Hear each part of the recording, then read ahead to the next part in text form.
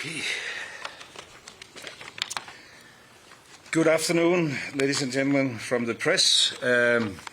Minister Vivian Motzfeldt and I met with Vice President Vance and Secretary Rubio today.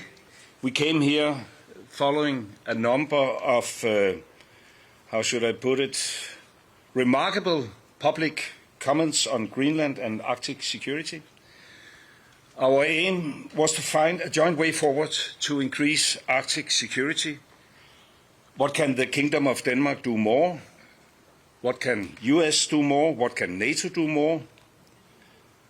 The Kingdom of Denmark has already stepped up our own contribution by committing additional funds for military capabilities, not dock slates, but ships, drones, fighter jets, etc.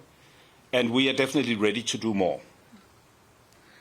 The US has already a wide military access to Greenland. Under the 1951 defense agreement, the US can always ask for increasing its presence in Greenland, and therefore we wish to hear if the US had any further requests to make in this aspect. We would examine any such request constructively. Greenland is, through the Kingdom of Denmark, a member of NATO and has been that since the very founding of NATO in 1949 and is therefore also covered by Article 5. We have been pushing for quite a while in NATO for a stronger collective role in Greenland together with a number of allies, and we are eager to work with the US on advancing this agenda, and we are prepared to go further. Therefore, our aim was to find a common understanding on all these points and to launch, if possible, further in-depth work to deliver on them. On this basis, we had what I will describe as a frank but also constructive discussion. The discussions focused on how to ensure the long-term security in Greenland.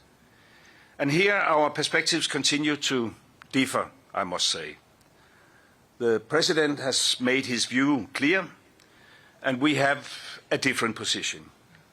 We, the Kingdom of Denmark, continue to believe that also the long-term security of Greenland can be ensured inside the current framework, the 1951 agreement on the defense of Greenland, as well as the NATO treaty. For us, ideas that would not respect territorial integrity of the Kingdom of Denmark and the right of self-determination of the Greenlandic people are, of course, totally unacceptable. And we therefore still have a fundamental disagreement, but we also agree to disagree. And therefore we will, however, continue to talk. We have decided to form a high-level working group to explore if we can find a common way forward. Well, I have known the President for a while, also in my former capacity as Prime Minister in Denmark, and I know his approach.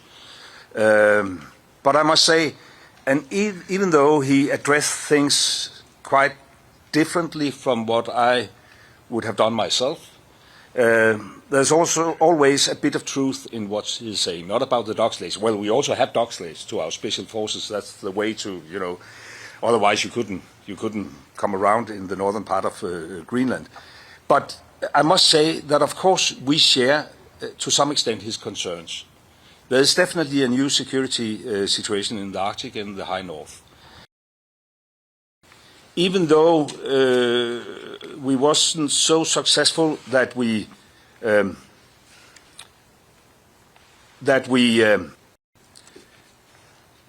reached, a conclusion where our American colleagues said, "Oh, sorry, it was a totally misunderstanding. We gave up on our ambitions." There's clearly a disagreement. We agreed that it makes sense to try to sit down on a high level to explore whether there is possibilities to accommodate the concerns of the President, while we at the same time respect the red lines of the Kingdom of Denmark. So this is the work we will start. Whether that is doable, I don't know. I hope, and I would like to express that it could take, down the temperature.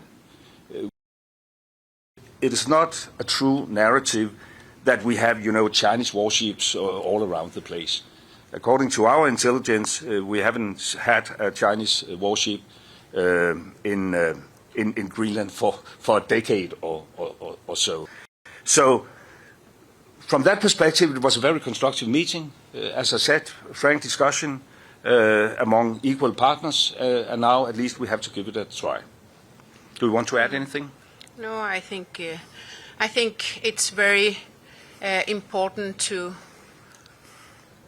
say it again, that how important it is from our side to strengthen our cooperation with the United States, but that doesn't mean that we want to be owned by the United States, but as allies, how we can strengthen our cooperation, it's all our interest.